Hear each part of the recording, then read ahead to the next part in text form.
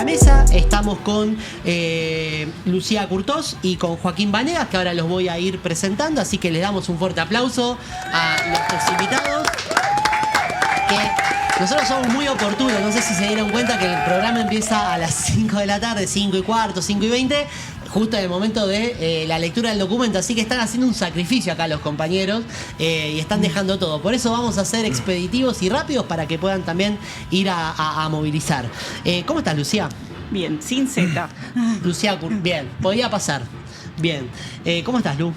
Y acá, vine corriendo desde atrás de la 9 de julio, así que pegué un sprint para llegar. Bien, bueno, gracias por estar, gracias por ser parte de la mesa. Y, Joaco, ¿cómo estás? Bienvenido. Bueno, muchas gracias. Con la efervescencia de la calle, ¿no? Venimos exaltados, marcha, bombo, mística, para decirle a Milei que cumpla la ley de financiamiento universitario. Así Nada que, más bien. y nada menos, sí, exactamente. ¿Curto o Curto? Curto. Curto. Entonces, nada, paso a presentarlo. Lucía Curto es meteoróloga y doctora en Ciencias de la Atmósfera y los Océanos. Es docente de la Facultad de Ciencias Exactas y Naturales, becaria del CONICET, a la espera de ser efectivizada como investigadora. O sea que, completo, ¿no? Me dejaron colgada. Todo. Y también sos miembro de la agrupación Rolando García, que ahora vamos a preguntarte, bueno, cómo surge esta agrupación y un poco dónde se lleva a cabo su militancia. Joaquín Vanegas, por su parte, es el secretario general de la Federación de Centros de Estudiantes de la Universidad Nacional de Burlingame, sí. Es militante de la JUP y es estudiante del profesorado de letras. ¿Me está faltando algo, Joaco? Militante de la agrupación Inquebrantables. Bien, militante de la agrupación Inquebrantables. ¿Hincha de? Hincha de Morón. Lu, hincha de Boca. Bien, o sea que tenemos acá una mesa nuevamente diversa en términos futboleros, que nuestro querido Lichi, que está esperando su ingreso, profundizará sin lugar a dudas. Joaco, Lu, les pregunto un poco... para poder llevarle a quienes nos están viendo, a quienes nos están escuchando y cuando sí, seguramente esto se grabe y se visualice más adelante. ¿Por qué estamos movilizando? ¿Por qué estamos marchando? ¿Cuáles son, como de alguna manera, los puntos más importantes que se espera que, bueno, el gobierno de Milei por cuarta vez pueda escuchar o recapacitar, reflexionar si es que hay alguien con ese sentir en el gobierno? Sí, estamos por cuarta vez en la calle pidiéndole a Milei que cumpla la ley de financiamiento universitario, ¿no? Esta Argentina de Milei, donde hay que ir 4 veces a la calle, hay que votar 5 veces en un congreso para que se pueda aplicar una ley, ¿no? Una responsabilidad de Estado a veces que pensamos que puede ser tan básica como implementar una ley. Bueno, en la Argentina se vuelve a pensar todo de nuevo, hay que empezar a discutir de nuevo las cosas. Bueno, estamos discutiendo y luchando en la calle para que se aplique la ley de financiamiento universitario, sabiendo que desde que asumió Milei, lo vimos en campaña, afuera la educación, afuera, bueno, un recorte principal fue para las universidades, para la ciencia y la tecnología, donde, bueno, esta mesa intersindical que se armó con fuerte presencia de gremios viene a reclamar esta implementación de la ley de financiamiento universitario con puntos clave como son recomposición salarial docente y no docente.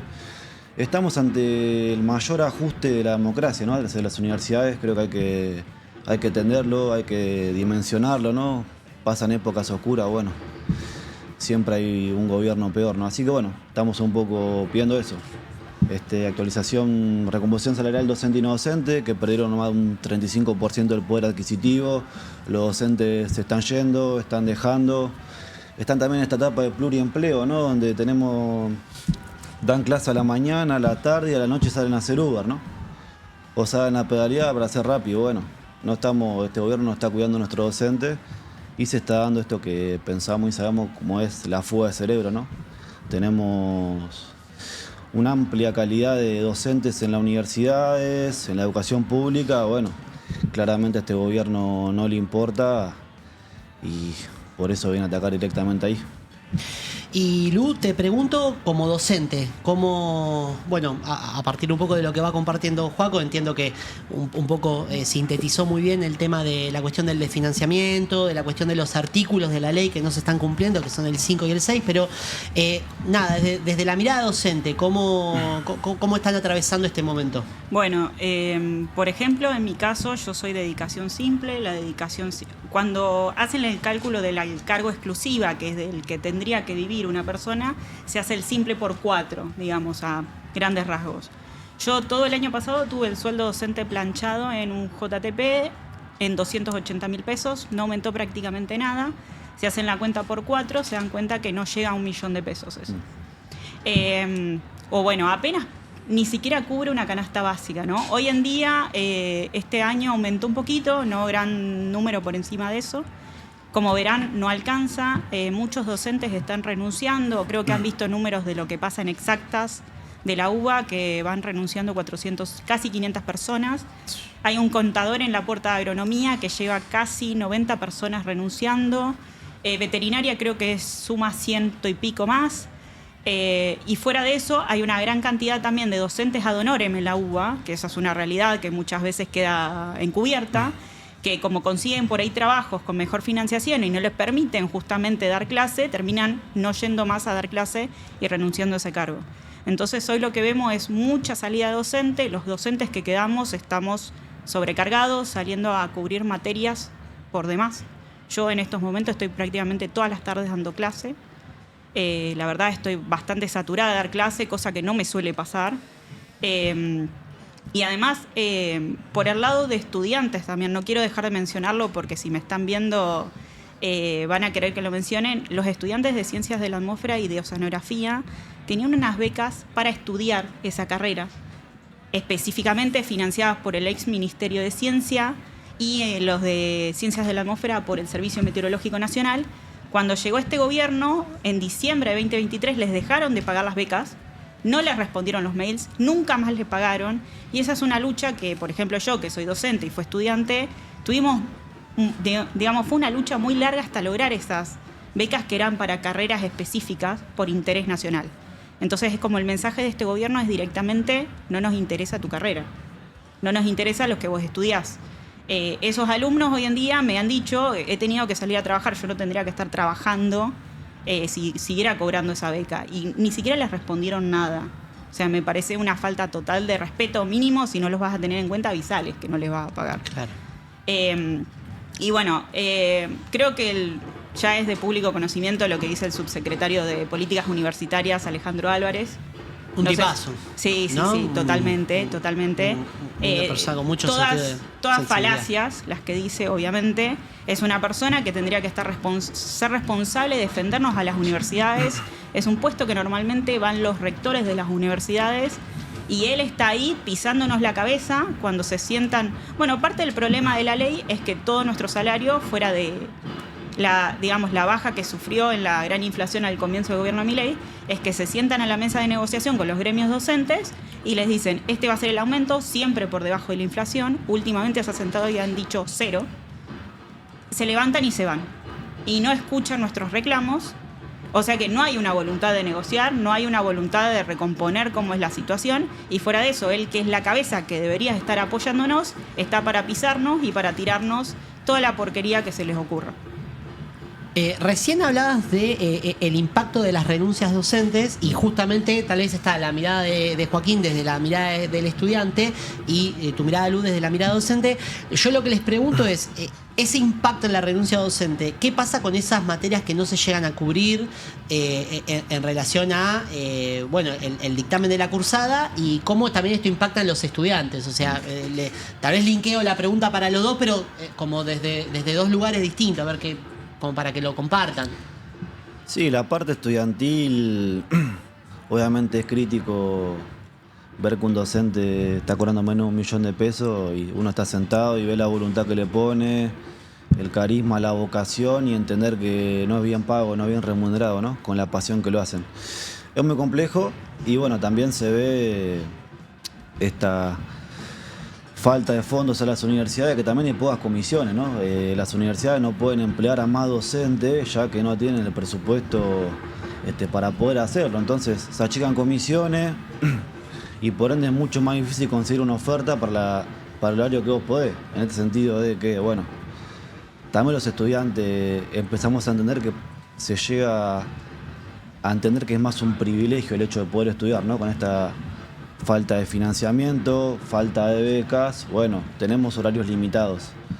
Y si las universidades no están pudiendo emplear para que haya comisiones estratégicas para estos estudiantes que, por ejemplo, quieren ir al turno vespertino, y es sumamente crítico.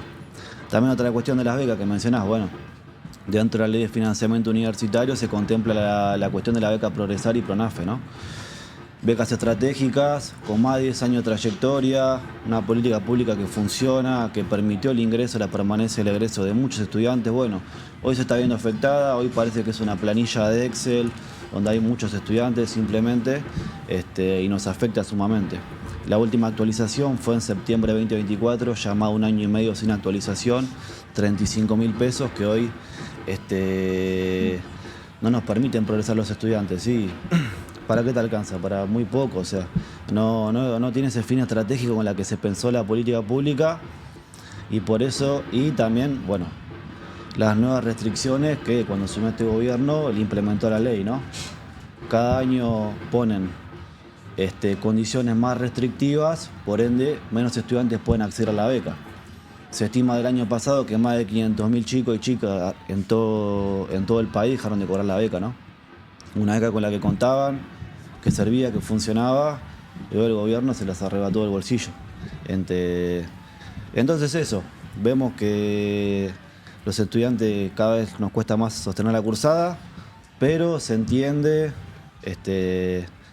se palpa, ¿no? Quizá cuando arrancó el gobierno de Milei medio que no se entendía, medio que fue un trabajo muy arduo, ¿no? De concientización, de la universidad cierra así, ¿no? Bueno, viendo este trazo que se marcó dentro de estos 2 años, hay un acompañamiento estudiantil genuino, de che, nosotros confiamos y la universidad pública es una herramienta de transformación social ascendente que nos va a permitir ser futuros profesionales, ¿no? Bueno, eso, viste, como que hasta que uno no lo palpa lo que le pasa, no lo entiende, viste. Capaz se lo cuentan, se lo intentan explicar, pero hasta que uno no lo ve materializado en, bueno, menos cursada, tengo menos becas.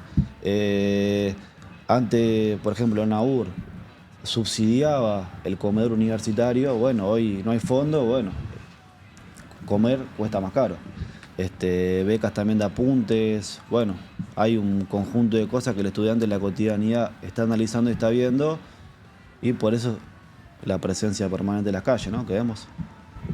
Bien, y Lu, ¿cómo impacta esto en los diseños curriculares, en el sostenimiento de las materias? Y algo que vos decías, que vos estabas dando clase todas las tardes. Dos materias. 2 materias a la vez. 2 materias a la vez. Bueno, además eso implica planificación, corrección, que además está decir, por lo general es trabajo no remunerado en el docente. Yo estuve todo el fin de semana corrigiendo parciales. Yo, además de tratar de conducir un stream, soy profe, así que algo de eso puedo llegar a dar fe. Así que nada, ¿cómo...? Bueno, yo les puedo hablar más de mi territorio, mi ecosistema, que es la UBA, y particularmente en Exactas. El paro este cuatrimestre arrancó bastante firme, pero después se fue diluyendo. Si bien hay una asamblea interclaustros en la que muchos departamentos están firmes en el paro, hay otros donde eso es más, más difícil de mantener.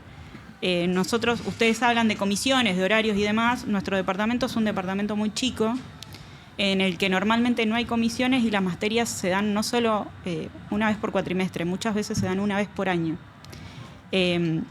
La renuncia de docentes directamente afecta a que esa materia probablemente ese año no se pueda dar. Entonces, en este momento lo que se está haciendo con la planta docente que queda es, bueno, cubrir las materias obligatorias que se tienen que dar. Obviamente se torna muy difícil para las personas que trabajan. Generalmente se hace una consulta a los estudiantes de en qué horario les conviene justamente cursar, pero bueno, no siempre se puede llegar a buen puerto entre los docentes y los estudiantes. Pero bueno, estamos en ese punto de que estamos sosteniendo materias obligatorias para que los alumnos se reciban, pero con una planta docente que sea chica, muchos docentes que, bueno, consiguen otro trabajo, por ahí se van. muchos lo sostiene a su vez de la mano la beca CONICET, son porque trabajan ahí como becarios CONICET, entonces son docentes. Se termina la beca, también hay un achicamiento en CONICET. ¿Querés Entonces, contarnos un poquitito qué está pasando en el CONICET? bueno, como vos mencionabas, estoy a la espera de efectivización como investigadora. Yo gané el concurso en 2023. Hice el Qué justo. Hice el preocupacional en diciembre de 2023 y acá sigo como becaria. Esto depende, nos pasaron, como no está más el Ministerio de Ciencia, pasó a jefe de gabinete, o sea, esto depende en este momento de Manuel Adorni. Lamento decirte que él está muy ocupado reformando casas. Yo debo decirles algo. Los ingresos a CONICET los están dando a cuentagotas, pero los están dando. Por debajo de la mesa, no en voz alta, pero sí es verdad que a mi comisión, que por ejemplo eran 800 ingresantes, nos dividieron a la mitad. Entonces, una mitad entró el año pasado y esta otra mitad, o sea, yo tendría que estar entrando este año. A su vez van pateando las convocatorias que estaban programadas, entonces de esa manera hay una chica encubierto. En becas, en ciertas ramas han recortado bastante, en otras no nos ha ido tan mal, pero sí se espera con la reducción. Vieron que hicieron ayer, sacaron un DNU con reducción de presupuesto no solo a las universidades también, sino a CONICET. 80.000 millones de pesos, tengo entendido, ¿no? Sí, que apunta a diferentes programas de educación. Y se espera que eso repercuta en las becas CONICET y que baje el número también. Entonces, a futuro puede ser un problema también para las convocatorias a beca. Y por otra parte, los proyectos son los que no están pagando. O sea, están pagando los salarios, no los proyectos de investigación. Yo gané uno también como investigadora joven y me lo cancelaron. Vengo con un par de triunfos. Venís con una racha, parece la de Tigre, diría Lichi. La de Boca esta semana. De Boca, bueno, puede ser. Y bueno, me lo cancelaron. Y bueno, con eso podía comprar computadoras y demás para mis estudiantes que están haciendo la tesis y no pude comprarles nada, ni un pendrive. Entonces, esa es la situación, digamos, de CONICET por el momento. Estamos en un ajuste, como les digo, están pagando los salarios y las becas. No son grandes montos, en comparación de la general, tampoco a esta altura es tan bajo, es como que la vara está muy baja, la realidad es que tendrían que estar más altos. Pero bueno, con este achique nuevamente no sé cómo va a repercutir, probablemente bajen las becas nuevamente, bajen los ingresos nuevamente y definitivamente los proyectos de agencia que no los van a financiar, vienen empatando las convocatorias, las dejan abiertas meses enteros. Bueno, la mía la dieron de baja, pero las nuevas las dejan abiertas meses enteros, vos presentás tu proyecto y terminan no dando los resultados nunca. Entonces, hay dos mecanismos, ¿no? Te corto el financiamiento y por otro lado te estiro los tiempos, como está pasando con la ley de financiamiento universitario. Que hasta el último día que tienen presentan el amparo, hasta el último día que tienen no van a cumplir la ley, entonces con eso van ganando tiempo. Bien. Hay una pregunta, yo lo saco tal vez de la cuestión estrictamente universitaria, pero que tiene que ver un poquito con todo esto. Porque si bien... A ver, es una movilización, es una marcha multitudinaria, a la cual acceden también, participan y son parte otros sectores de la sociedad que también se encuentran organizados y que también están en una situación de pérdida de derechos. Sin embargo, hay algo con la marcha universitaria que no pasa tal vez con otras movilizaciones. Hay algo que convoca, hay algo que atraviesa, que interpela a más de un sector de la sociedad que viene a acompañar. Está en estos momentos también acompañando la CGT a los estudiantes. Lo que les pregunto es justamente eso. ¿Por qué creen ustedes que la marcha federal universitaria tiene un impacto que tal vez otras movilizaciones no está teniendo, incluso en la dirigencia política? Porque la dirigencia política se está movilizando.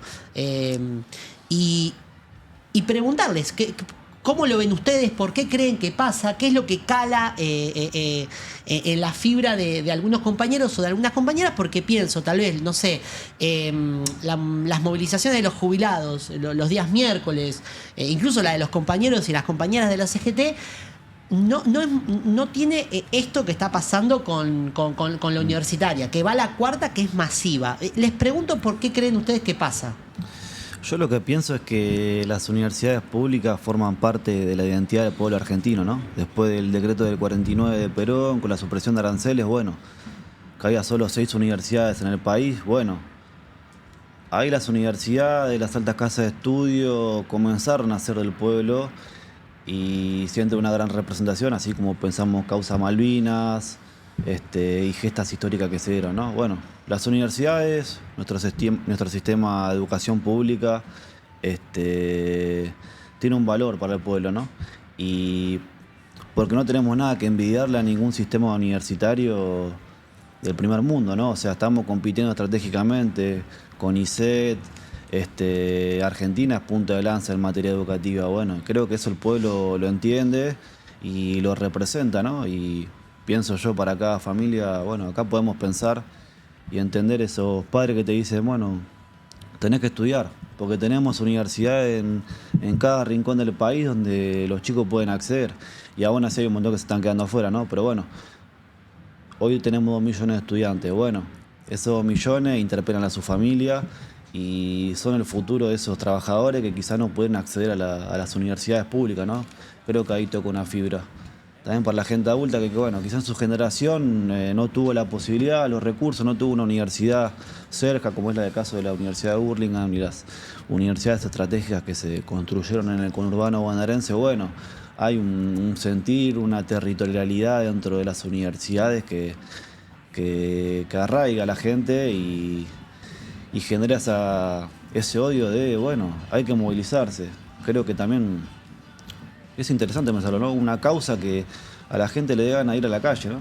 En esto de que vemos como una sociedad un poco paralizada, post-pandemia, que le cuesta movilizarse, que ve a los jubilados los miércoles pero se resigna, hay mucha frustración, el tejido social está un poco roto. Bueno, también es interesante y es lindo pensarlo, ¿no? Como esa potencialidad que hoy nos da las universidades, creo que le dan a la gente un horizonte, ¿no? Una gana, un sentido de pertenencia, de lucha. Y también, por otro lado, creo que la organización que se está dando en las intersindicales, con las distintas representaciones gremiales, ya sea de no docente, con FATUN, agrupación histórica del arco universitario, el CIN, la FUA. Bueno, creo que hay un entendimiento de todas esas organizaciones políticas sindicales que, bueno, tenemos un mismo enemigo. Y lo combatimos y nos organizamos y nos juntamos con la CGT y hay unas adhesiones, hay buenos movimientos creo que se están dando dentro del arco universitario, como para que haya un acompañamiento, por así decirlo, más político también. Yo no por contradecirte voy a agregar creo una capa de complejidad. Sí. Yo no creo que la gente esté en contra de los jubilados ni nada de eso, pero no es suficiente para salir a movilizar con ellos. Para mí es parte de la identidad argentina, pero la universidad te vende una idea de futuro. Un futuro próspero que hoy en día es muy difícil de vender o de verlo, ¿no? Entonces de ahí siento que la gente se siente convocada a movilizar, ya sea no solo porque es universitario o tiene un familiar, sino porque tiene a alguien cercano que justamente pertenece a alguna universidad nacional. Es cierto que haya muchas universidades, no solo acá en el AMBA, sino en todo el territorio argentino ayuda. Yo estoy, por ejemplo, en un grupo de gente que es de todas las universidades del país y hoy nos fueron llegando fotos literalmente desde Jujuy hasta Ushuaia, de todas las movilizaciones. Es muy lindo verlo, más en este contexto. Pero yo siento que toca la fibra de las familias de decir mi hijo el doctor, mi hijo el médico, mi hijo el doctor en ciencias de la atmósfera, mi hijo el primer universitario. Entonces no solo va a la capa de los universitarios, sino a sus familias, a sus abuelos. Y ven cómo esa persona va progresando a lo largo de los estudios, termine o no la universidad, va encontrando trabajos mejor insertados, porque también es una realidad que nos quieren vender, que la universidad no sirve. Está totalmente demostrado que es lo contrario. Quien tiene un título universitario o cursó una carrera tiene mejores ingresos y más posibilidad laboral, y son los que menos están quedando sin trabajo ahora. Si bien existe el pluriempleo, también hay un grado dentro de esos pluriempleos y desempleos en que el universitario mantiene un poco un nivel más alto. Entonces yo siento que va esa fibra, ¿no? A pensar en un futuro mejor que hoy en día tal vez no es muy difícil. Por ejemplo, a mí del lado de ciencias de la atmósfera, como saben, el presidente no cree en el cambio climático, no es una cuestión de creer. Me encantaría que no fuera así. Y nos atacan a nosotros por haber sido como los que trajimos las malas noticias. Pero bueno, nosotros tenemos que hacer ese diagnóstico para tomar medidas preventivas al respecto y, por ejemplo, lo que pasó en Bahía Blanca, que se pueden reducir las pérdidas materiales y la pérdida de población. Esa es la idea de futuro que desde, por ejemplo, Ciencias de la Atmósfera nosotros vendemos. Bueno, ya no podemos controlar que no se vaya a calentar el planeta, pero sí podemos salvar. Y yo creo que la universidad vende eso, una idea de futuro próspero. Como para ir terminando, ¿nos quieren contar un poquitito, Joaco, desde la JUP, desde la Juventud Universitaria Peronista, como también Lu, desde la agrupación Rolando García? Bueno, ¿cómo están? ¿Cómo viene la agrupación? ¿Cuáles son las actividades que tal vez tienen de cara a los próximos meses? Un poco cómo se organizan, como para también dar a conocer un poco todo el entramado que hay de vínculo, de relación política, de construcción política al interior de la universidad, que muchas veces termina sosteniendo, porque entiendo yo que hay un sentido de pertenencia que hace que estemos hablando de una universidad pública de calidad, pero sostenida fuertemente por quienes integran, ya sea desde el claustro estudiantil, el claustro docente. Bueno, nada, eso, contar un poco. Sí, la JUP, quizá para quien no lo sabe, nace en los 60, pensándose como bueno, el brazo universitario del peronismo, posterior vuelta de Perón. Bueno, es una agrupación histórica que, bueno, generaciones y generaciones venimos arrastrando un sentido de pertenencia, un sentido del militar, de entender la doctrina y lo que es el movimiento peronista, que nada, es la verdad que muy, muy lindo, muy representativo poder militar, por lo que conlleva. Tenemos también a la secretaria general de la FUA, Federación Universitaria Argentina, también otro organización histórica del siglo XX. Bueno, tenemos a la compañera, la secretaria general, que bueno, está dentro de esta mesa intersindical con los demás gremios, entonces bueno, dando muchas discusiones con respecto a lo estudiantil, porque bueno, dentro de la política cada uno tiene sus intereses, bueno, nosotros bregamos y dimos las discusiones fuertes por lo que es la beca Progresar, su implementación, un poco por ese lado. Después, bueno, la Juventud Universitaria Peronista es un esquema nacional, ¿no? Federal. Eso te iba a preguntar, tienen representación federal, ¿no? Es una representación federal donde tenemos a Juan Pablo Gómez, que habló ayer, si no me equivoco, en Gelatina, un gran compañero, le mandamos un saludo, que es de La Rioja.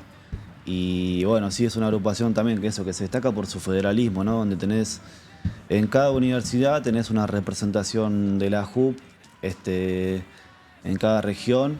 Entonces es interesante ese diálogo que se da entre compañeros, bueno, las particularidades de las universidades de las diversas provincias, cómo militan, cómo se la rebuscan en la mesa para convencer, para escuchar a los chicos, para gestionar.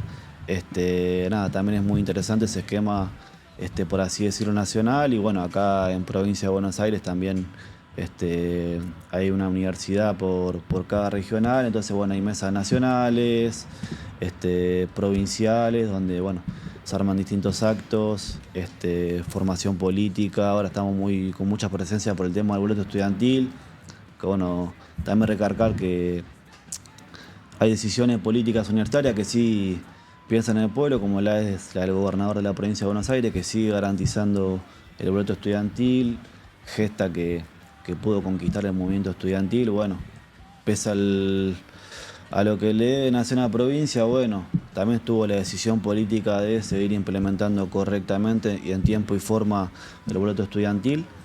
Y bueno, ese es el esquema, y intentar sostener a los universitarios, ¿no? Creo que ahí está el rol del estudiante, bueno, este contexto de crisis, los chicos que se van, cada vez es más difícil poder estudiar. Bueno, ¿de qué manera podemos acompañar, sostener, interpelar como para que puedan completar sus estudios, ¿no? Me parece lo principal, y bueno, también aportar desde lo gremial, desde lo político, para dar estas discusiones a nivel nacional, para no quedarse afuera y para, bueno, por ejemplo, hoy ser parte de la gesta que se dio hoy acá en la calle, ¿no? Bien, yo no seré Pedro Rosenblatt, pero estoy dejando todo. Así que espero Yo que. no seré Juanpi, pero también. Bueno, pero ¿quién te dice que tal vez en 20 años lleguemos? Ojalá. Lu, ¿y la Rolando García? Bueno, nosotros somos una agrupación pequeña, tenemos pata en distintos organismos de ciencia y técnica, así como en distintas universidades, no solo en la UBA, tenemos en la UNCI también. Bueno, la semana pasada los compañeros de Farmacia y Bioquímica ganaron nuevamente la minoría ahí en el Consejo. Nosotros ahora en Exactas tenemos elecciones de graduados, vamos en un frente con la fuerza de los graduados, así que se nos vienen las elecciones ahora. Mal timing para las elecciones, pero bueno, es lo que nos ha determinado la UBA. Y bueno, nosotros tomamos nuestro nombre de Rolando García, si quieren googlear después la gente que está escuchando y demás. Rolando fue el primer decano de Exactas, electo, cuando se separa, digamos, de lo que es ingeniería. Y bueno, él fue el decano hasta durante el periodo que se conoció como los años dorados de la UBA. Y bueno, conocido como un gran gestor, por ejemplo, que firmó la compra de Clementina, la primer computadora. Él era el vice del CONICET, al mando estaba Jusay. Cuando Jusay se va de viaje porque no quería comprar Clementina, Rolando le pasa la firma de la compra de Clementina.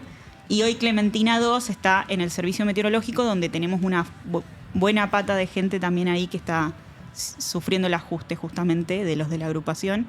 Así que también todos mis saludos a mis colegas del servicio meteorológico, muchos de ellos fueron despedidos. Así que bueno, nosotros lo que tenemos es como un panorama de todo el sector ciencia y técnica, ¿sí? Y bueno, distintas universidades justamente en carreras asociadas a la ciencia y técnica. Entonces vemos cómo todo el sistema se está degradando, más allá de las universidades, como el ataque a la ciencia por los otros lados, también a los organismos como el Servicio Meteorológico Nacional, el INTI, el INTA, como todos esos organismos que brillan y brillaron aún más en otros tiempos, hoy en día ven sus capacidades bastante degradadas. Bueno, en principio agradecerles, nuevamente pedirles disculpas por el mal timing del horario y de poder llegar hasta acá. ¿Cómo se sintieron? Fue la primera vez que entrevistamos, así que también es como ustedes nos van a ir marcando la vara. Muy cómodo, creo que nos dejaron hablar bastante, como que no fue tanto ir de vuelta, sino más bien como pregunta y hablar, desarrollar, que creo que está bueno, que nos gusta poder hablar un poquito más de la cuenta, pero muy cómodo, la verdad. Un honor estar acá. Wow, qué grande, gracias. ¿Y Lu? Yo, bien, fantástico. Creo que las preguntas muy acordes, uno ya está como muy metido dentro de toda esta problemática, entonces salen, fluyen las respuestas, así que sumamente cómoda. Tengo que nombrar el Instagram de la agrupación Sí. RG, porque si no lo digo me matan. No, obvio. Acá las redes son muy importantes. Yo de hecho siempre les pido que me las recuerden y me refresquen, porque además yo soy medio quedado con eso, pero bueno, hoy las redes, todo pasa por las redes. Estamos haciendo cada tanto un ciclo de charlas y demás, y bueno, ahora en contexto de elecciones probablemente hagamos otras charlas, así que si hay gente que se quiera acercar. Bueno, de más está decir, Joaco, Lu, que cualquier actividad que quieran compartir, ahora nos pasamos los contactos, los teléfonos, nos pasamos el Instagram, ahí está justamente la información que aparece en pantalla, pero sepan que si tienen actividades o cosas para mostrar, este es un espacio que está abierto al debate, a la discusión y al futuro, que es lo que, bueno, vamos a tener que volver a reconstruir seguramente en un par de años. Muchísimas gracias. ¿Tenemos algún material?